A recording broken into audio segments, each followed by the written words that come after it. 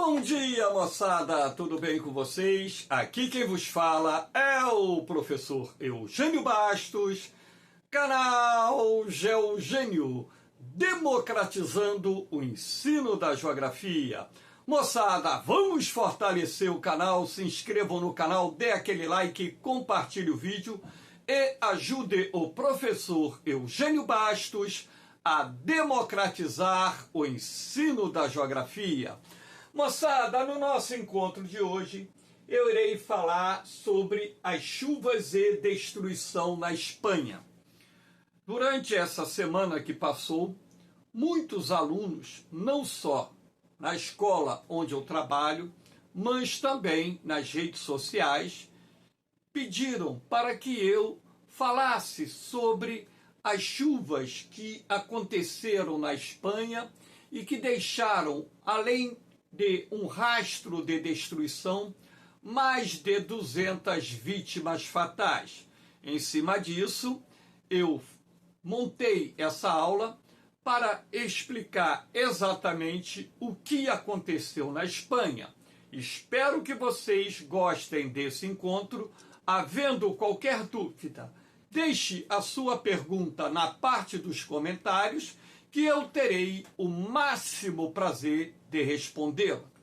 Nada melhor, portanto, do que mostrar essa triste imagem de uma rua lá da cidade de Valência, que, aliás, uma das cidades mais atingidas pelas chuvas que ocorreram na Espanha agora, recentemente, nos dias 28 e 29 de outubro, onde nós podemos perceber muitos carros amontoados que foram arrastados pelas fortes enxurradas que invadiram as ruas de várias cidades localizadas ali na região de Valência e no seu entorno. Então, observe essa cena muito triste. Não só carros, mas também podem perceber móveis, objetos, enfim, tudo amontoado na rua. E muito se pergunta por que ocorreram essas chuvas tão fortes na Espanha, agora nos dias 28 e 29 de outubro. Primeira coisa que vocês têm que ter em mente é que o verão na Europa é uma estação relativamente seca no sul do continente, onde nós temos o domínio do clima mediterrâneo, que é um clima do tipo subtropical, quente e seco no verão, úmido e chuvoso no inverno, e que, portanto, na transição entre o verão e o inverno, é comum se formarem sistemas de tempestades em vários pontos do sul da Europa. E esses sistemas de tempestades têm sido potencializados pelas mudanças climáticas em curso no nosso planeta. Não só em função da elevação gradual da temperatura do ar atmosférico, assim como a elevação da temperatura das águas do Oceano Atlântico e também do Mar Mediterrâneo, assim como também acontece com os oceanos Índico e Pacífico. Todavia, como essa aula é específica sobre as chuvas que aconteceram na Espanha, vou me ater a essa questão envolvendo o território espanhol. Então, aqui nós temos um esquema para que vocês possam entender o que aconteceu, na verdade, na Espanha. Mudança na probabilidade devido às mudanças climáticas. Então, a primeira coisa que você tem que ter em mente é que as mudanças climáticas em curso no nosso planeta têm sido responsáveis pela ocorrência de chuvas sazonais torrenciais em várias localidades da Terra. Então, o que aconteceu na Espanha não foi algo atípico. apenas, podemos dizer, chuvas muito acima dos padrões médios que causaram essas inundações que atingiram várias cidades espanholas. Por causa das mudanças climáticas, o Oceano Atlântico está mais quente. Observe aqui, nós temos o continente africano, aqui nós temos o continente europeu, aqui nós temos o Oceano Atlântico, aqui nós temos o Mar Mediterrâneo. Então, a tonalidade avermelhada indica que as águas do Oceano Atlântico e também do Mar Mediterrâneo estão mais aquecidas. Claro que isso tem a ver com o aquecimento global. Então, o aquecimento global ele não causa exclusivamente a temperatura do ar atmosférico. Ele também causa a elevação gradual da temperatura das águas oceânicas e também dos mares. Então, com o calor, ele gera mais umidade, que é levada para a atmosfera, formando rios voadores. Então, a partir do momento em que as águas oceânicas estão mais aquecidas, ocorre o aumento da evaporação e também o aumento da irradiação de calor para a atmosfera. E sendo assim, o ar ficará mais quente e também mais úmido.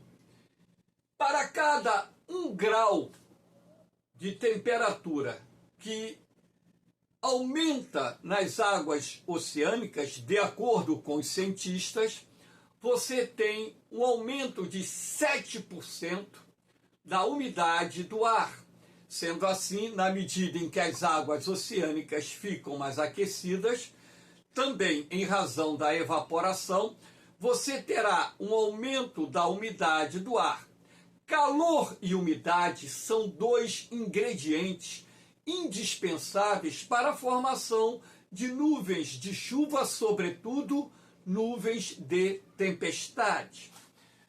Então, olha aqui as águas do Oceano Atlântico como estão mais aquecidas, olha a tonalidade vermelha, e aqui nós temos a indicação dos rios voadores, que são correntes de ar que sopram em diversas partes do planeta. Então, com o aumento da temperatura da água do Atlântico Norte, aumentou a umidade do ar e esses rios voadores têm contribuído também para aumentar a umidade do ar aqui no Saara Ocidental, inclusive causando chuvas torrenciais nesse último verão, que foram objetos de inúmeras reportagens e, inclusive, aulas que eu gravei aqui no canal Geogênio. E esses rios voadores, observem a seta se dirigindo para a Península Ibérica, onde se encontra aqui a Espanha e desse lado Portugal. E também esses rios voadores são capazes de levar sistemas de tempestades para o sul da França, para a Itália e até para a região dos Balcãs, que está localizada nesse ponto aqui do continente europeu. O aumento na umidade na atmosfera é que vem fortalecendo as chuvas. Eu não digo nem as chuvas, vem fortalecendo as nuvens e essas nuvens acabam potencializando, aumentando a incidência de chuvas, se somando a fenômenos locais, porque nós já sabemos que no outono, lá na Europa mediterrânea, é comum a formação de sistemas de tempestades que estão associadas a centros de baixa pressão atmosférica que criam depressões atmosféricas em altos níveis, que por sua vez serão indispensáveis para a formação das nuvens de grande crescimento vertical, denominadas cúmulos-nimbus, responsáveis por chuvas fortes, torrenciais, acompanhadas de rajadas de vento, raios, descargas elétricas e até mesmo precipitação de granizo, pedras de gelo. Aqui, dando continuidade, nós temos em Valência, que fique bem claro, Valência não fica aqui, Valência fica aqui, nas imediações de onde se encontra a letra C, tá? Em Valência, por exemplo, a umidade encontrou o ar quente da atmosfera e o choque térmico fortaleceu a baixa pressão que havia na região. Então, o que acontece? Com a água do mar mais aquecida, potencializando a evaporação dos mares e oceanos, tivemos o aumento da umidade do ar. Então, esse ar quente e úmido, ao se encontrar com ar frio, o ar quente e úmido, por ser mais leve, ele subiu. E com isso criou as condições necessárias para a formação das nuvens de grande crescimento vertical, denominadas cúmulos-nimbos. E foram justamente essas nuvens de tempestade que causaram chuvas torrenciais em parte do território espanhol. Então, aqui nós temos a umidade ainda encontrou mais calor por causa do mar Mediterrâneo, que também está mais quente. A temperatura do mar Mediterrâneo aqui nessa região, agora no dia 28, 29 de outubro, estava por volta de 23, 24, 25 graus, dependendo da área. E com isso também a água do mar Mediterrâneo mais aquecida contribuiu para aumentar a evaporação e a irradiação de calor para a atmosfera, potencializando as condições climáticas necessárias para a formação de sistemas de tempestades na região. Todo esse calor se transforma em energia que alimenta as chuvas, fazendo com que sejam mais intensas, causando tragédias. Foi isso exatamente o que causou essas chuvas torrenciais que atingiram o território espanhol, deixando, além de um rastro de destruição, mais de 2 centenas de pessoas mortas, ainda havendo várias pessoas desaparecidas.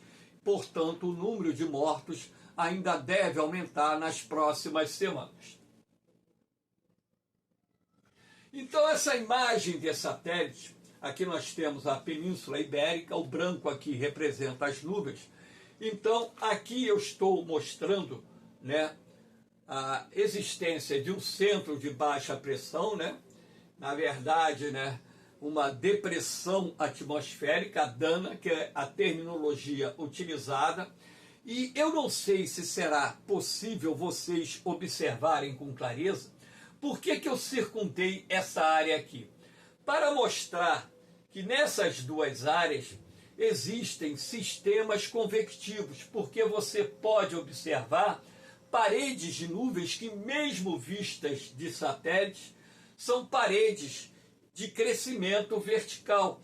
Então, ora, exatamente nesse ponto do território espanhol, nós tivemos o maior registro de chuvas que, em determinadas localidades, em poucas horas, atingiram mais de 400 milímetros do acumulado.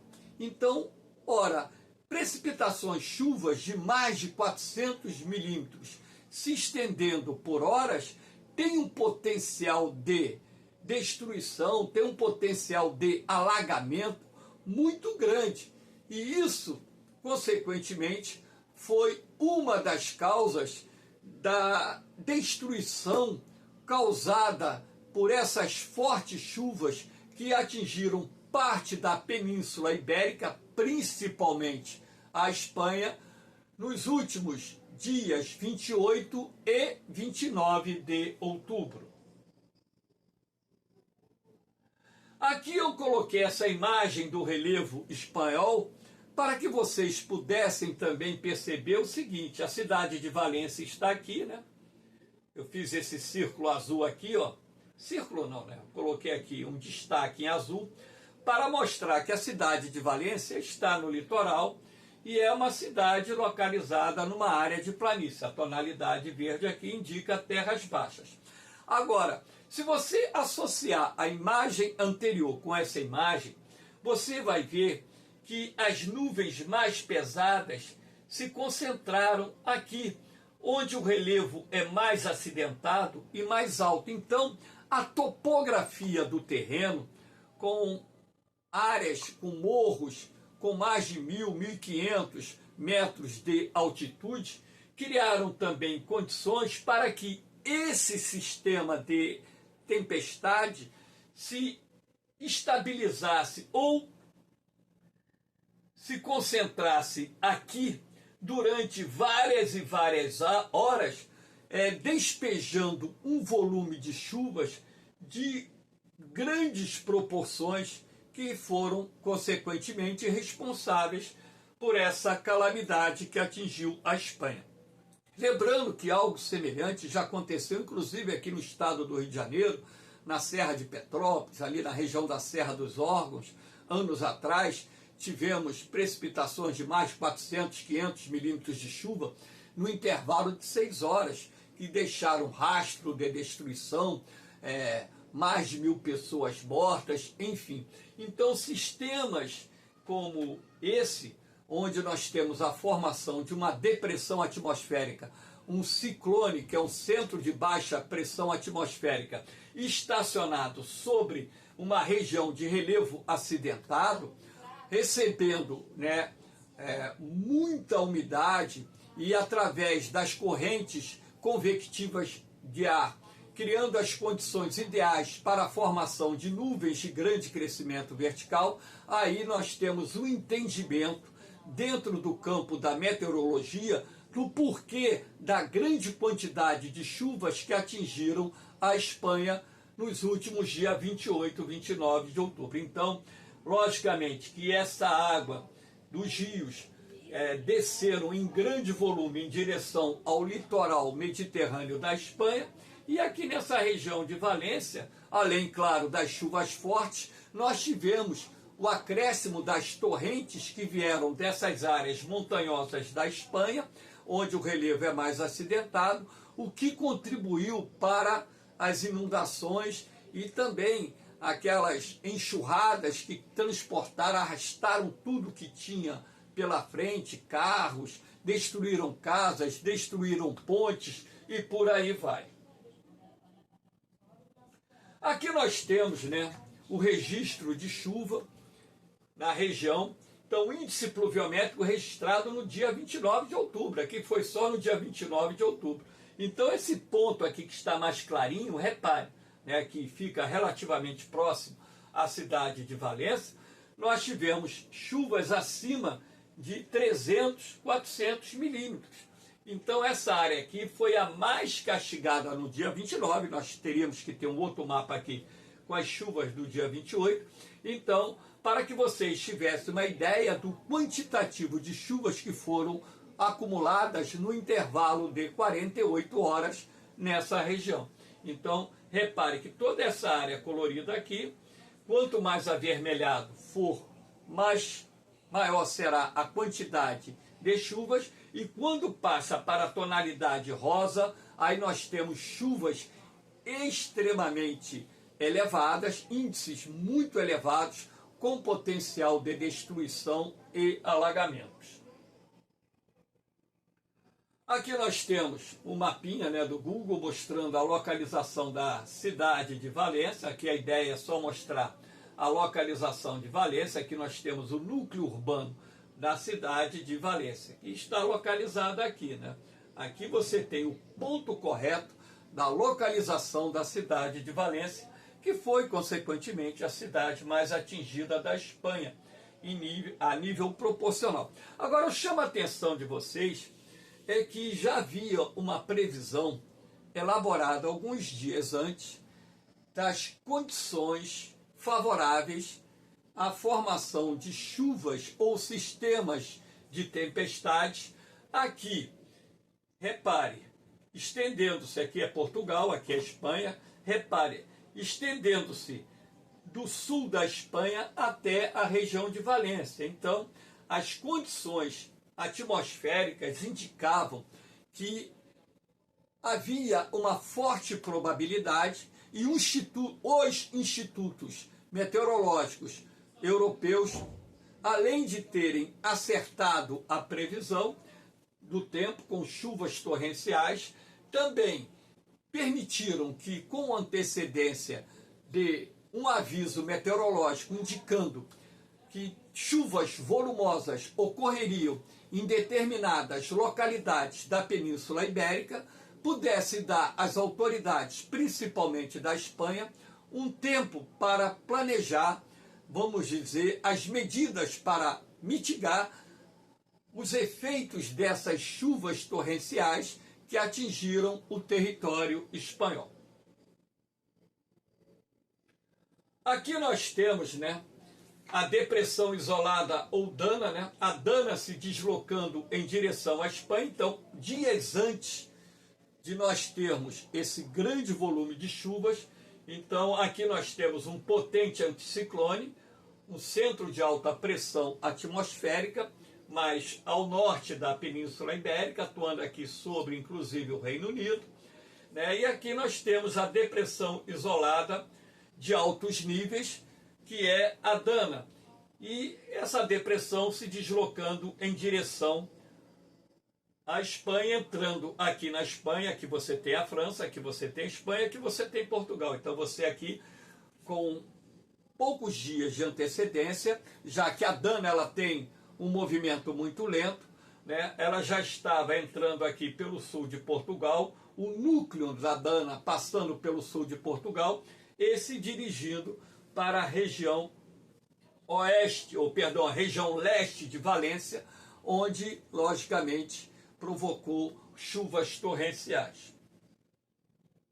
Aqui nós temos, a Dana, depressão aislada, que aislada no termo espanhol, isolada é a tradução, em níveis altos. Lembrando que essa depressão, ela se forma entre, normalmente, em média, 6, 7, 8, 9, 10 mil metros de altitude.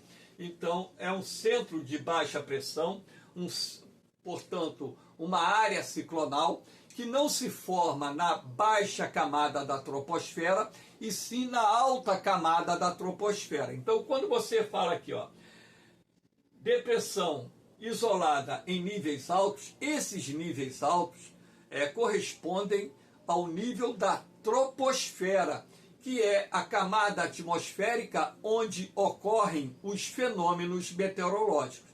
Então, com a queda da pressão lá em cima, a 7, 8, 9 mil metros de altitude, 10 mil metros de altitude, criou-se a condição necessária para que as correntes convectivas, as correntes ascendentes de ar quente e úmido subissem, criando também as condições favoráveis à formação das nuvens de grande crescimento vertical, denominadas cúmulos-nimbus, que foram responsáveis por chuvas torrenciais que se estenderam por horas em parte do território espanhol, causando as inundações e deixando o rastro de destruição que nós observamos através da publicação das imagens pelas redes sociais e também pela imprensa. Aqui nós temos uma outra imagem de satélite. Aqui a Dana ela já está um pouco mais afastada, mas aqui você repare que ela avançou, já está ali perto dos Montes Pirineus, que separam a Espanha da França. Então ela já está aqui mais, podemos dizer assim, nordeste e norte da Espanha. E sendo assim, essa imagem também mostra nuvens do tipo cúmulos-nimbus atuando sobre o território espanhol. Aqui o mar Mediterrâneo, enfim. Aqui nós temos a área mais impactada pelas chuvas torrenciais que atingiram a Espanha. Consequentemente, foram aquelas áreas que estão na região de Valência. Então aqui nós temos a imagem, do lago Albufera, antes da ocorrência das chuvas torrenciais. Aqui é a cidade de Valência, imagem de satélite, e olha como ficou o lago, né, Albufera, após as chuvas torrenciais que atingiram a Espanha. Repare, né, que essa região aqui acabou se transformando numa restinga, né? Então, o pedacinho da restinga que separa o lago Albufera do mar Mediterrâneo, né, aumentou sistematicamente, mostrando assim que o volume de chuva que desceu do interior da Espanha, das regiões onde o relevo é mais alto, mais acidentado, em direção ao litoral, foi absurdamente elevado e, consequentemente, tivemos, né, uma vasta área inundada naquela região, fazendo com que, provisoriamente, o lago Albufera crescesse de maneira significativa. Aqui nós temos uma outra imagem para que vocês possam observar, né, o que aconteceu com o lago Albufera, né, aqui é a restinga, né, a área que foi inundada, uma área muito ampla, né, e consequentemente, né, mostrando mais uma vez que a quantidade de chuva foi muito grande e que, em razão disso, os rios que descem em direção ao mar Mediterrâneo transportaram um grande volume de água que provocou inundações bastante representativas nessa região, causando prejuízos que ainda estão sendo avaliados, mas com certeza esses prejuízos serão de bilhões de euros. Aqui, para finalizar, eu estou mostrando a vocês algumas imagens, 6 imagens, das consequências dessas fortes chuvas que atingiram o território espanhol. Então, vocês podem perceber, existem centenas, milhares de imagens na internet, nas redes sociais, mostrando o rastro de destruição que essas chuvas causaram lá na Espanha. Lembrando que algo similar aconteceu aqui no Brasil, no Rio Grande do Sul, esse ano, início desse ano, tem acontecido em outras partes do mundo, e o que nós estamos presenciando é que as chuvas, elas estão se tornando mais fortes e mais frequentes em determinadas áreas do planeta. Isso se deve às mudanças climáticas em curso. Os cientistas estão alertando as autoridades e esses alertas já se estendem por vários e vários anos, que o aquecimento global iria causar mudanças climáticas em escala planetária, alterando o regime das chuvas em determinadas áreas, deixando o clima mais seco, em outras áreas deixando o clima mais úmido, potencializando a formação de sistemas de tempestades, também potencializando a formação dos furacões no Atlântico, ciclones no Índico e tufões no Oceano Pacífico, causando com maior frequência ondas de calor em diferentes regiões do mundo, acelerando o processo de derretimento das geleiras no Ártico, na Antártica e também nas cadeias de montanhas, enfim, deixando inúmeras consequências que estão em curso, o que nos remete a procurar entender o que leva as autoridades planetárias a não adotarem um plano em conjunto para, no mínimo, deter o avanço do aquecimento global, ou seja, reduzir a velocidade em que a temperatura média do planeta está subindo. E nós sabemos que essa temperatura média, se continuar subindo, e de acordo com as projeções feitas por renomados cientistas, atingir, por exemplo, 2,5 graus acima da temperatura média que era registrada na era pré-industrial, as consequências para a humanidade serão drásticas, não só para a humanidade, mas também para os ecossistemas marinhos, os ecossistemas continentais enfim.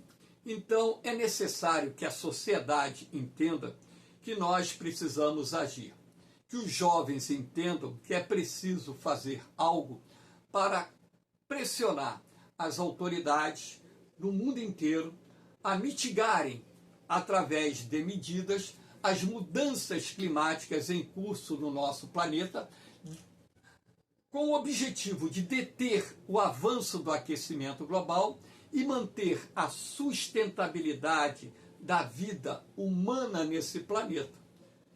Então, devemos combater o negacionismo climático, assim como qualquer forma de negacionismo, porque cientistas estudaram. Se cientistas estudaram, se cientistas, de uma forma generalizada, mais ou menos 90% defendem a tese do aquecimento global, eu vou dar ouvido aos 90% e não aos 10% de negacionistas que têm sido desmascarados pelos acontecimentos que estão ocorrendo no nosso planeta. Moçada, espero que vocês tenham gostado desse encontro. Dê aquela forcinha ao canal Geogênio, dê aquele like, compartilhe o vídeo, se inscreva no canal, porque o canal Geogênio é uma plataforma de ensino de geografia gratuita. São aulas gravadas de graça, 0800, para ajudar você, candidato, você, candidata, que está se preparando para concursos. Como eu digo na abertura da aula, democratizando o ensino da geografia. E você pode ajudar a democratizar esse ensino divulgando o canal Geogênio. Valeu, moçada! No mais, um beijão no coração de vocês, um forte abraço, fiquem com Deus, eu vou, mas eu volto, hein? Fui!